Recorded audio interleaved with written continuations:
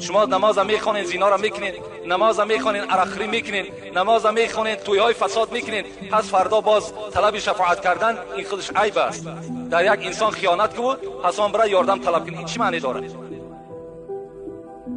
سوره مؤمنون اگر تفسیر قرطبی را تماشا کنین، الزانی لا ینکح الا زانیه، همین سوره مؤمنون است، آیت 14 است. والله اعلم همین آیت تفسیر قرطبی را حضرت چی میگه؟ میگه من زنا، کدام مردی که اگر زنا کرد فسخ نکاحه بینه و بین زوجته، نکاحش بین خودش و بین زنش بریده می شود. کدام مردی که اگر در تفسیر قرطبی در تفسیر همین آیتی که الزانی لا ینکح الا زانیه، در تفسیر همین در تفسیر قرطبی میگه که اگر کدام بچه‌ای که یا کدام زنی که اگر در زنا مبتلا شد در حال نکاح یا بریده می شود. هر فرزندی که از اینا میاد همش حرامی هستند.